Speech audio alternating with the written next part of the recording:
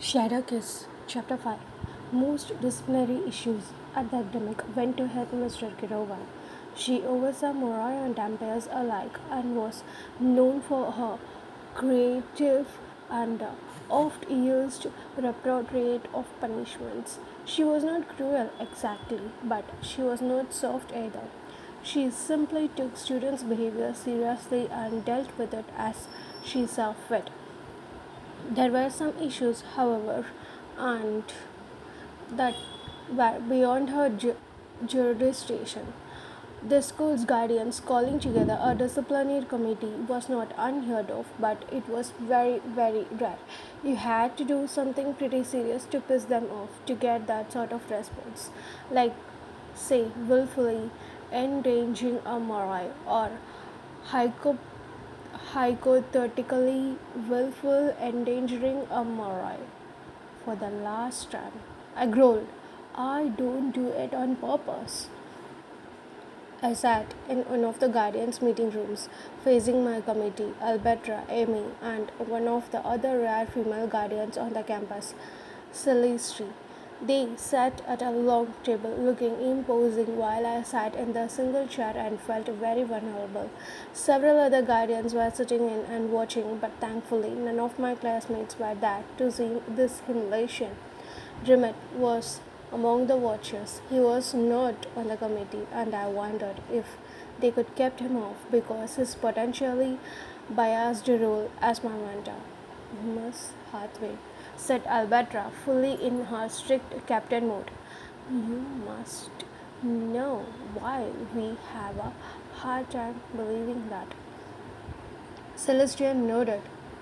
Guardian, although sorry, you refuse to protect two morai, including the one whose protection you were specifically assigned to. I don't refuse, I exclaimed. I fumbled. That was not your fumble, said Stan from the watchers. He glanced at Alberta for permission to speak. May I? She nodded, and he turned back to me. If you could blocked or attacked me and then messed up, that could be fumble. But you don't block. You don't attack. You don't even try. You just stood there like a statue and did nothing. Understandably, I was outraged.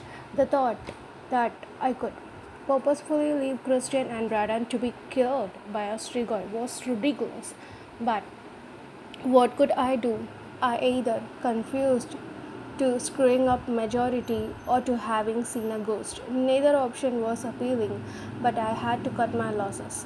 One made me look incompetent, the other made me look incensed. I don't want to be associated with either of those. I much preferred my usual description of risklessness and descriptive. Why am I getting in trouble for messing up? I said tightly. I mean, I saw Ran mess up either earlier. He don't get in trouble. Is not that the point of this whole exercise, practice? If we were perfect, you could already have unleashed us upon the world. Were not you listening? Said Stan. I swore I could see a vein popping in his forehead. I think he was the only one there upset as I was. At the very least, he was the only one, aside from me, showing his emotions. The other were poker face, but then none of them had witnessed what had happened. If I could been at Stan's place, I might have thought the worst of me too. You don't mess up because messing up implies that you have to actually do something. Okay, then I froze. I looked at him definitely. Does that count as messing up? I cracked under the pressure and blanked out. It turns out I was not prepared. The moment came and I panicked. It happens to non voice all the time. To a non voice who has already killed Strigoi? Asked Emil. He was from Romanian. He was Asian, but thicker than Rimet Russian one. It was not nearly as nice though. It seems unlikely. I dealt out glass at him and everyone else in the room. Oh, I see. After one incident, I now expected to be an expert serial killer. I cannot panic or be afraid or anything. Makes sense. Thanks, guys. Fair, real fair. I slumped back in my seat, arms crossed over my chest. There was no need to fake bitchy defenses. I had plenty of it to dish out. Alberta signed and leaned forward. We are arguing semantics, technicalities, not the point here. What is point is that this morning you made it very clear you did not want to guard Christian Ozira. In fact, I think you even said you wanted us to be sure we know that you were doing it against your will and that we could soon see what a horrible idea it was. Ugh, I had said that honestly, what I had been thinking. And then, when your first test came around, we find you completely and utterly unresponsive. I nearly flew out of my chair. That is what this is about. Do you think I don't protect him because of some kind of weird revenge thing? All three of them started at me expectantly. You are not exactly known for calmly and graceful accepting things you don't like, she said wearily.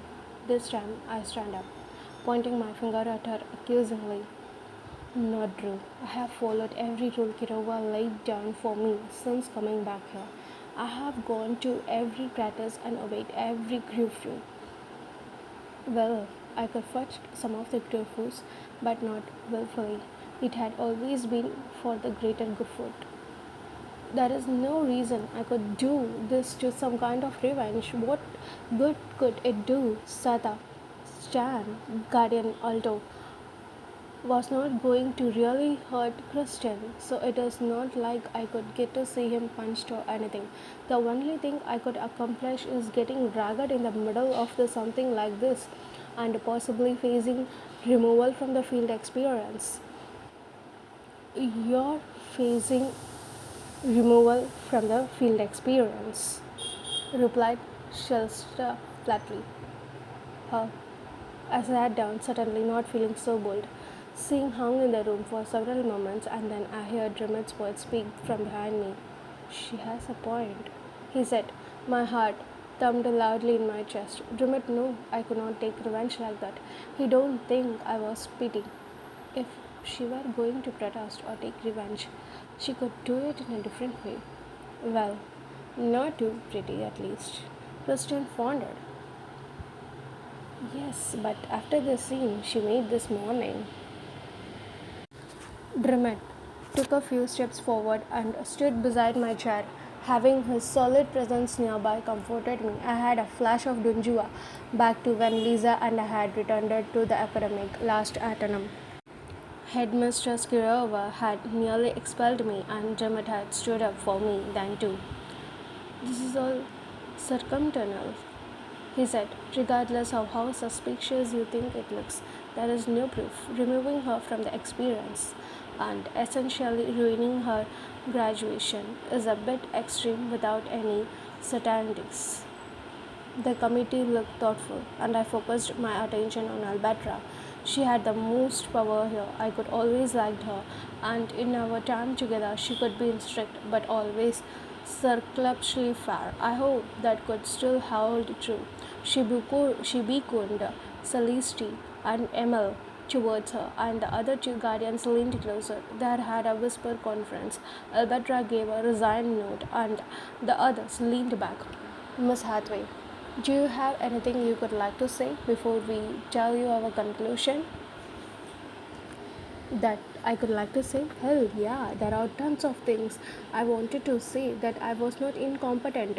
I wanted to tell them that I was one of the best non-voice here. I wanted to tell them that I had seen Stan coming and had been on the verge of reacting. I especially wanted to tell him that I don't want to have this mark on my record. Even if I stayed in the field experience, I could essentially have an F for this first test. It could affect my overall grade, which could substantially affect my future. But again, what choice did I have? Tell them that I could see a ghost, the ghost of a guy who could had a major crush on me and who had quite likely died because of that crush. I still don't know what was going on with these sightseeing. One time I got right off the to execution, but I could see him or it twice now. Was he real? My higher reasoning said no, but honestly, it didn't matter at the moment. If he was real and I told him, they could think I'm crazy. If he was not real and I told them, they could think I'm crazy. And they could be right. I could not win here. No, Guardian Petrog. I said, I hoping sound meek. Nothing more to add. All right, she said wearily. Here is what we have decided. You are lucky you have Guardian Beloved to advocate for you, or this decision might have been different. We are giving you the benefit of the doubt. You will go on with the field experience and continue to guide Mr. Ozira. You will just be on a probation of sorts. That's okay. I said I had been on probation for the most of my academic life. Thank you. And she added, oh, because the suspicion is not entirely removed, you will be spending your day off this week doing community service. I jumped out of my chair again. What? Dermot hand wrapped around my wrist, his fingers warm and controlling. Sit down, he murmured in my ear, tugging me towards the chair. Take what you can get. If that is a problem, we can make it next week too, one Celestine, and the next five after that. I sat down and shook my head. I'm sorry, thank you. The hearing despaired, and I was left feeling weary and beaten. Had only one day gone by? Surely the happy excitement I could felt before the field experience had been weeks ago, and not this morning. Alberta told me to go and find Christian, but Dermot asked if he could have some time alone with me. She agreed, no doubt, hoping he could set me on the straight and narrow. The room emptied, and I thought he could sit and talk to me then and there, but instead he walked over to the small table that held a water dispense, coffee, and other beverages. You want some hot chocolate? He asked. I had not expected that. Sure. He dumped 4 pockets of instant hot chocolate into 2 styrofoam cups and then added in hot water, doubling it as a secret. He said when the cups were full. He handed me mine along the wooden stair and then walked towards the side door. Presuming I was supposed to follow him, I scratched to catch up without spilling my hot chocolate. Where are we? How? I stepped through the doorway and found myself in a little glass enclosed pouch filled with small patio tables. I had no idea this porch was adjacent to the meeting room. But then, this was the building the Guardians conducted all campus business out of. Non-voice were rarely allowed. I also had not realized the building was built around a small courtyard, which was that this porch looked out to. In the summer, I imagined one could open the windows and be surrounded in a greenery and warm air. Now, encased in glass and forest, I felt like I was in some kind of an ice place. Drummond swept his hand over a chair, brushing off the dust. I did the same and sat down opposite him. Apparently, this room does not see a lot of use in the winter because it was enclosed. The room was warmer than outside, but it was not heated otherwise. The air felt chilly, and I warmed my hands on my cup. Silence fell between Drummond and me. The only noise come from me blowing on my hot chocolate. He drank his right away. He could be killing Strigoi for years. What was a little scattling water here and there? As we sat in the quiet grove, I studied him over the edge of my cup. He was not looking at me, but I know he knew I was watching. Like every other time I looked at him, I was always struck by his looks first. The soft, dark hair that he often tucked behind his ears without realizing it. Hair that never quite wanted to stay in its time at the back of his neck. His eyes were brown, too, somehow gentle and fierce at the same time. His lips had the same contradictory quality, I realized. When he was fighting or dealing with something grim, those lips could flatten and turn hard. But in lighter times, when he laughed or kissed, well, then they could become soft and wonderful. Today, more than his exterior hit me, I felt warm and safe just being with him. He brought comfort after my terrible day. So often with other people, I felt a need to be the center of attention, to be funny and always have something clever to say. It was a habit I needed to shake to be a guardian, seeing as that job required so much silence. But with Drummond, I never felt like I had to be anything more than what I already was. I don't have to entertain him or think up jokes or even flirt. It was enough to just be together, to be so completely comfortable in each other's presence, smoldering sexual tension aside, that we lost all sense of self consciousness. I exhaled and drank my cocoa. What happened out there? He asked at last, meeting my gaze. You don't crack under the pressure. His voice was curious, not accusatory. He was not treating me as a student right now. I realized he was regarding me as an equal. He simply wanted to know what was going on with me. There were no discipline or lecturing here, and that just made it all worse when I had to lie to him. Of course it was, I told him, looking down into my cup. Unless you believe, I really did let Satan attack Christian. No, he said, I don't believe that. I never did. I know you could be unhappy when you found out about the assignments, but I never once doubted that you could do what you could have for this. I know you could not let your personal feelings get in the way of your duty. I looked up again and met his eyes, so full of faith and absolute confidence in me. I don't. I was mad. Still, I'm a little. But once I said I could do it, I mean it. After spending some time with him, well, I don't hate him. I actually think he is good for Lisa, and he cares about her. So I cannot get upset about that. He and I wish I just clash sometimes. That's all. But we did really well together against the streaker. I remembered that while I was with him today and arguing against the assignments, it just seemed stupid. So I decided to do the best job I could.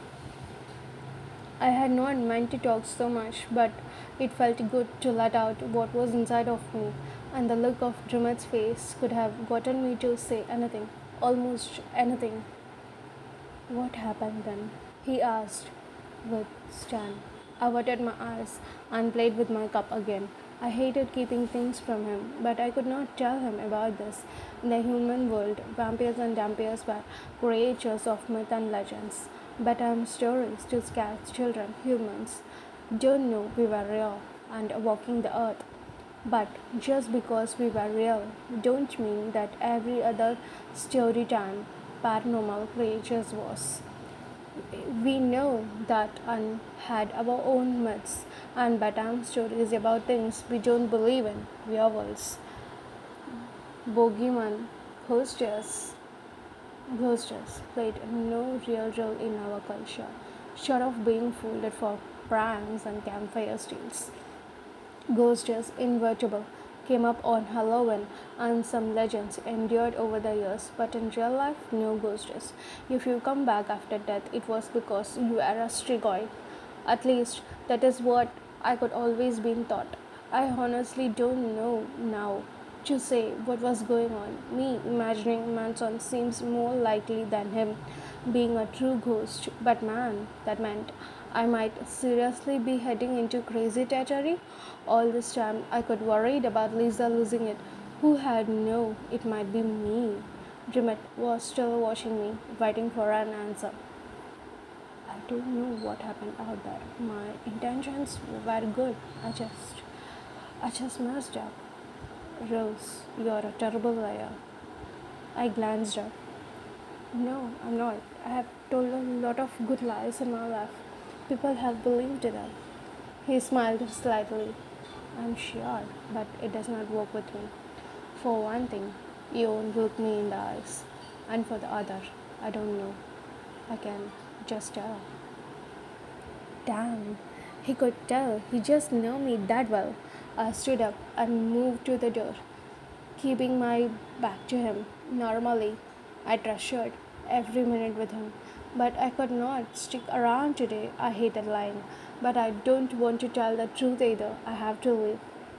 Look, I appreciate you being worried about me, but really, it's okay. I just messed up. I'm embarrassed about it. I'm sorry I put my awesome training to shame, but I'll be rebound next time. Stan as is mine. I had not even heard him get up, but suddenly Jimit was right behind me. He placed a hand on my shoulder and I froze in front of the door leading out. He don't touch me anywhere else. He don't try to pull me closer. But oh, that one hand on my shoulder held all the power in the world. Rose, he said, and I know he was no longer smiling. I don't know why you're lying, but I know you could not do it without a good reason.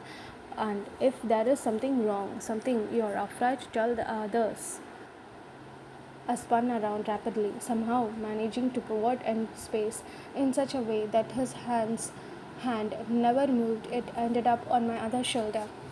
I'm not afraid. I cried. I do have my reasons. And believe me, what happened with Stan was nothing. Really, all of this is just something stupid that got blown out of proportion. Don't feel sorry for me or feel like you have to do anything. What happened sucks. But I will just roll with it and take the black monk. I will take care of everything. I will take care of me. It took all my strength just then not to shake. How had this day gone? So bizarre and out of control. Dimit, Dimit, don't say anything. He just looked down at me, and the expression on his face was one I could never seen before. I could not interrupt it. Was he mad, disapproving? I just could not tell. The fingers on my shoulder tightened slightly and then relaxed. You don't have to do this alone, he said at last. He sounded almost wistful, which made no nonsense. He was the one who could be telling me for so long that I needed to be strong. I wanted to throw myself into his arms just then, but I knew I could not. I could not help a smile. You say that, but tell me the truth. Do you go running to others when you have problems? That is that is the not the same. Answer the question, commanding. Don't call me that. And don't avoid the question either. No, he said. I tried to deal with my problems on my own. I slipped away from his hand. See? But you have a lot of people in your life you can trust. People who care about you. That changes things. I looked at him in surprise. You don't have people who care about you? He frowned, obviously rethinking his words. Well, I have always had people in my life, and there have been people who cared about me, but that does not necessarily mean I could trust them or tell them everything. I was often so distracted with the weirdness of our relationship that I rarely thought about Ramit as someone with a life away from me. He was respected by everyone on campus. Teachers and students alike know him as one of the deadliest guardians here. Whenever we ran into the guardians from outside the school, they always seemed to know and respect him too. But I could not recall ever having seen him in any sort of social setting.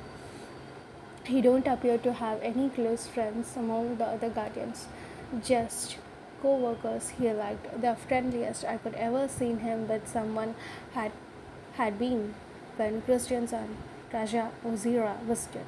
They could know each other for a long time, but even that had not been enough for Drummond to pursue once his visit was over. Drummond was alone an awful lot. I realized content to who loved with his cowboy novels when not working. I felt alone a lot, but in truth, I was almost always surrounded by people. With him being my teacher, I tend to view things as one side. He was the one, always giving me something to me, be it advice or instruction, but I gave him something too, something harder to define, a connection with another person.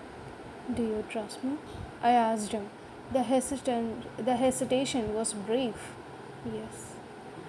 Then trust me now and don't worry about me just this once. I stepped away, out of the reach of his arm, and he don't say anything more or try to stop me. Cutting through the room that I could had the hearing in, I headed for the building main exit, toasting the remnants of my hot chocolate in a garbage can as I walked past.